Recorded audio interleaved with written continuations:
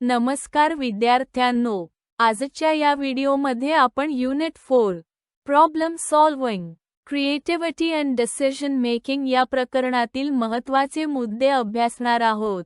समस्या निराकरणाची प्रक्रिया, सर्जनशीलतेचे मानसशास्त्रीय पैलू आणि निर्णय घेण्याच्या पद्धती, हे सर्व मुद्दे आपण शॉर्ट नोट्स स्वरूपात सोप्या भाषेत पाहणार आहोत.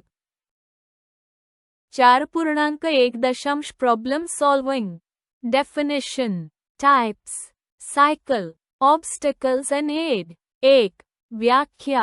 डेफिनेशन. समस्या सोडवणे म्हणजे एखाद्या अडचणीला ओळखून तिचा योग्य उपाय शोधणे आणि प्रत्यक्षात अंमलात आणणे ही प्रक्रिया होय. माणूस आपल्या दैनंदिन जीवनात सामाजिक, शैक्षणिक, व्यावसायिक अशा विविध क्षेत्रांमध्ये लहान मोठ्या समस्यांना सामोरे जातो. समस्या निराकरणात फक्त विचार न करता प्रत्यक्ष कृती करणे आवश्यक असते. उदाहरणार्थ, एखाद्या विद्यार्थ्याला परीक्षेत चांगले गुण मिळवायचे असतील तर केवळ विचार करून उपयोग नाही, तर त्यासाठी योग्य अभ्यासाची योजना आखावी लागते आणि ती अंमलात आणावी लागते. समस्या निराकरण हा मानवी विचारशक्तीचा आणि कृतीचा महत्त्वपूर्ण पैलू आहे.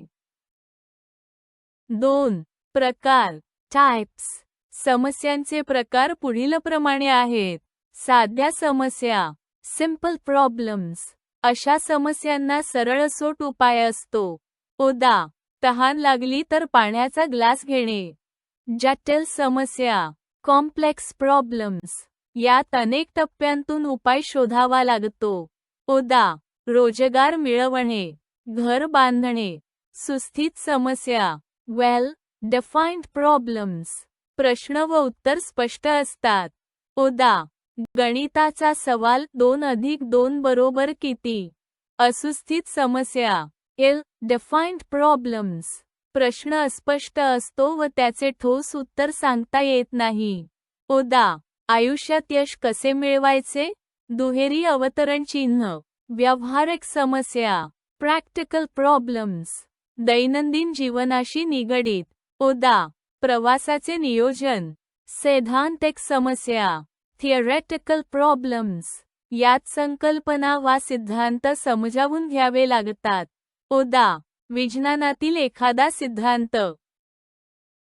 3. चक्र, सायकल. समस्या सोडवण्याची प्रक्रिया विशिष्ट टप्प्यांतून पार पडते. हिला प्रॉब्लेम सॉल्व्हिंग सायकल असे म्हणतात. समस्येची ओळख. प्रथम समस्या खरी कोणती आहे हे समजून घेणे. माहिती संकलन. संबंधित माहिती गोळा करणे. पर्यायांची निर्मिती. समस्येचे विविध उपाय शोधणे. पर्यायांचे मूल्यमापन. कोणता पर्याय चांगला आहे हे तपासणे. उपायाची अंमलबजावणी. निवडलेल्या उपायाची अंमलबजावणी करणे. परिणाम तपासणी. उपाय परिणामकारक ठरला का याची खात्री करणे. उदाहरण. एखाद्या विद्यार्थ्याला अभ्यासाची वेळ अपुरी पडत असेल तर तो 1. वेळेची समस्या ओळखेल. 2. अभ्यासक्रम तपासेल. 3. वेळापत्रक तयार करेल. 4. त्याचे मूल्यांकन करेल. 5. वेळापत्रक पाळेल आणि 6.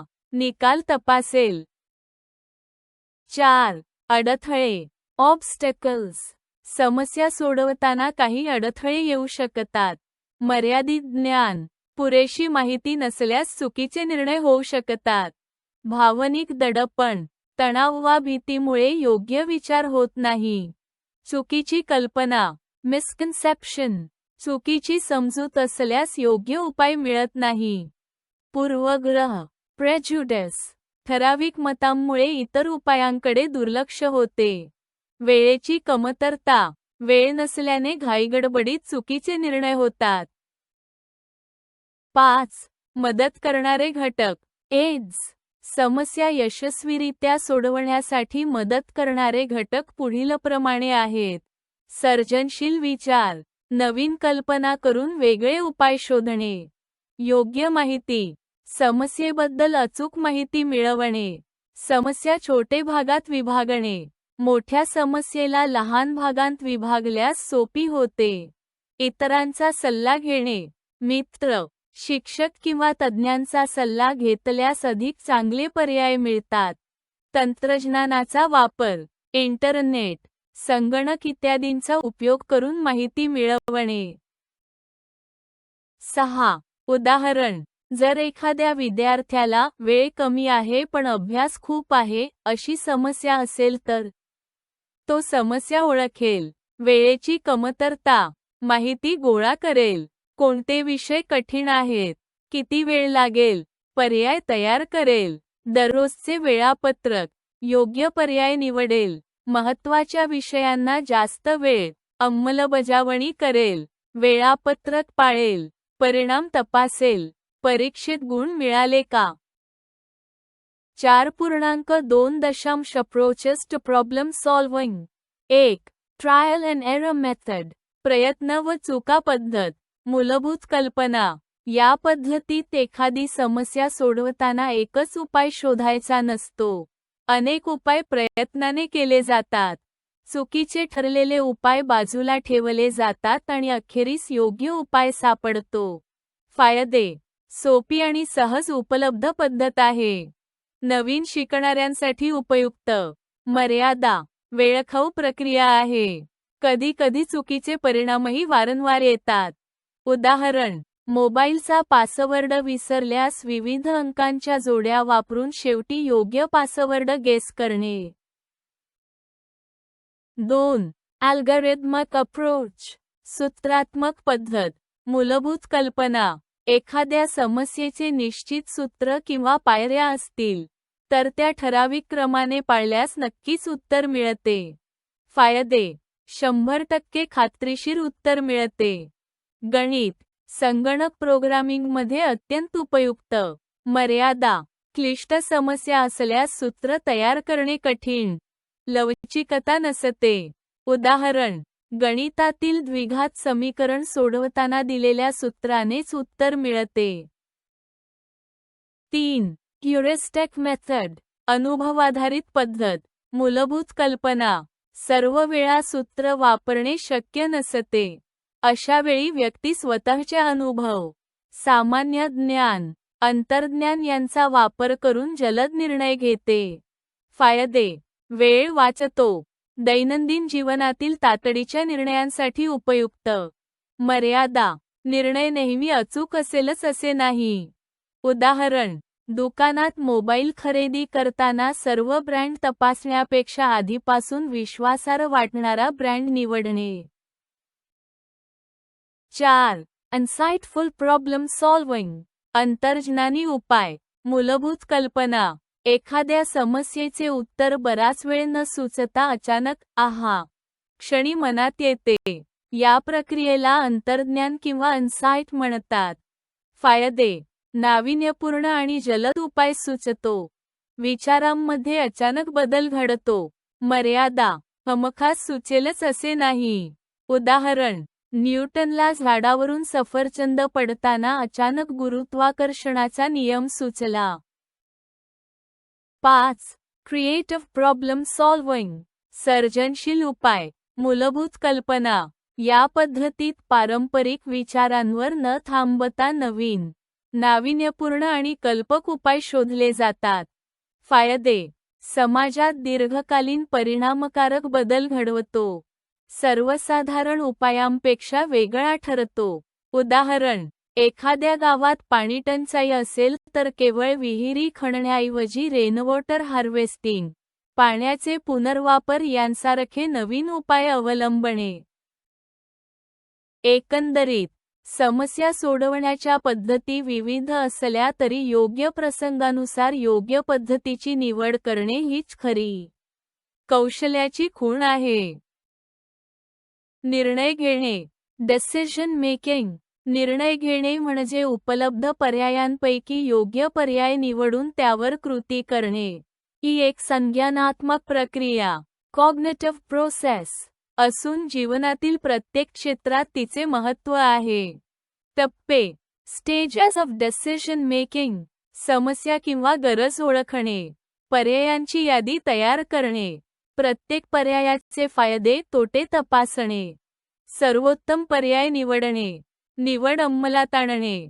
परिणामांचे मूल्यमापन करणे. उदाहरण, नोकरीच्या 2 ऑफर्स असतील तर पगार, संधी, स्थान यांचा विचार करून निर्णय घेतला जातो. विचारशक्ती. रिझनिंग. विचारशक्ती म्हणजे तर्कशुद्ध पद्धतीने निष्कर्षापर्यंत पोहोचणे. डिडक्टिव्ह रिझनिंग, सामान्य नियमांपासून खास निष्कर्ष काढला जातो. उदा. सर्व पक्षी उडतात, चिमणी पक्षी आहे म्हणून चिमणी उडते. येथे निष्कर्ष निश्चित, सर्टन असतो. इंडक्टिव्ह रिझनिंग, विशिष्ट निरीक्षणांवरून सर्वसाधारण निष्कर्ष काढला जातो. उदा.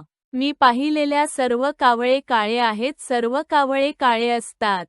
येथे निष्कर्ष शक्यताधारित, प्रोबेबल असतो. ही विचारशक्ती निर्णय प्रक्रियेत महत्त्वाची भूमिका बजावते. भावना आणि विचार. इमोशन आणि थिंकिंग. भावना निर्णय प्रक्रियेवर थेट परिणाम करतात. सकारात्मक भावना, आनंद, उत्साह, आत्मविश्वास यामुळे व्यक्ती अधिक सर्जनशील व धाडसी निर्णय घेते. नकारात्मक भावना, भीती, राग, नैराश्य यामुळे निर्णय चुकू शकतात किंवा उशीर होऊ शकतो. संतुलनाची गरज. फक्त भावनांवर किंवा फक्त तर्कावर आधारलेला निर्णय योग्य ठरत नाही. तर्क आणि भावना यांचे संतुलन राखणे आवश्यक आहे. उदाहरण, विद्यार्थी महाविद्यालय निवडताना तर्कशुद्ध घटक, अभ्यासक्रमाची गुणवत्ता, फी व भावनिक घटक, आई-वडिलांची अपेक्षा, मित्र कुठे जात आहेत, दोन्ही विचारात घेतो. एकंदरीत, निर्णय घेणे म्हणजे तर्कशक्ती व भावनांचा संतुलित वापर करून योग्य पर्याय निवडणे. विचारशक्ती मार्गदर्शन करते, भावना प्रेरणा देतात आणि या दोन्हींचा योग्य संगम झाल्यावर निर्णय प्रभावी ठरतो. सर्जनशीलता वाढवण्याचे मार्ग. How to enhance creativity. 1. विविध अनुभव घेणे. Exposure to new experiences. नवीन गोष्टी शिकणे हे सर्जनशीलता वाढवण्याचे महत्त्वाचे साधन आहे. नवीन भाषा शिकल्याने वेगवेगळ्या अभिव्यक्तीचे मार्ग समजतात, तर नवी संस्कृती अनुभवली की विचारविश्व विस्तृत होते. कला, संगीत, नृत्य किंवा प्रवास या अनुभवांमुळे मन नवीन दृष्टिकोन स्वीकारते. हे अनुभव कल्पनाशक्तीला चालना देतात आणि समस्या सोडवताना नेहमीपेक्षा वेगळे उपाय सुचतात. उदाहरणार्थ, एखादा अभियंता जर चित्रकला शिकला तर तो आपली डिझाईन्स अधिक सर्जनशील पद्धतीने मांडू शकतो. म्हणून विविध अनुभव घेणे म्हणजे मनाला चौकटीबाहेर विचार करण्याची क्षमता देणे. 2. ब्रेनस्टॉर्मिंग. ब्रेनस्टॉर्मिंग म्हणजे गटामध्ये एखाद्या विषयावर मुक्तपणे कल्पना मांडणे. यामध्ये कोणत्याही कल्पनेवर टीका केली जात नाही. त्यामुळे प्रत्येकाला मुक्तपणे विचार मांडण्याची संधी मिळते. जास्तीत जास्त कल्पना मांडणे हा याचा उद्देश असतो. नंतर त्या कल्पनांचे विश्लेषण करून उपयुक्त उपाय शोधले जातात. ही पद्धत सर्जनशीलतेला प्रोत्साहन देते कारण एका व्यक्तीची कल्पना दुसऱ्याला नवीन विचार सुचवते. उदाहरणार्थ, जाहिरातीची नवी मोहीम आखताना गटातील सर्वजण कल्पना सुचवतात आणि त्यातून सर्वोत्तम कल्पना निवडली जाते. 3. Mind mapping. माइंड मॅपिंग म्हणजे एखाद्या मुख्य संकल्पनेभोवती त्यासंबंधित उपकल्पना, उदाहरणे व उपाय यांचे दृश्य स्वरूप तयार करणे. हे तंत्रज्ञान मेंदूच्या दृश्य स्मृतीला, व्हिज्युअल मेमरी, चालना देते. एका मध्यवर्ती वर्तुळात विषय लिहून त्यापासून रेषांनी संबंधित मुद्दे लिहिले जातात. यामुळे विचारांचे जाळे, नेटवर्क तयार होते आणि नवे संबंध लक्षात येतात. ही पद्धत विशेषतः विद्यार्थ्यांसाठी, संशोधकांसाठी आणि प्रकल्प नियोजनासाठी उपयुक्त ठरते. उदाहरणार्थ, पाणी संवर्धन या विषयासाठी माइंड मॅप केल्यास जलसंधारण, पावसाचे पाणी साठवणे, वृक्ष लागवड इ मुद्दे सहज समजतात. 4. Lateral thinking. Edward de Bono. Lateral thinking ही एडवर्ड द बोनो यांनी मांडलेली पद्धत आहे. यात सरळ रेषीय, लॉजिकल विचार न करता वेगळ्या दिशेने विचार करून नाविन्यपूर्ण उपाय शोधले जातात. पारंपरिक पद्धतींपेक्षा हटके विचार करणे हा याचा गाभा आहे. यात प्रश्नाला वेगवेगळ्या कोनातून पाहिले जाते.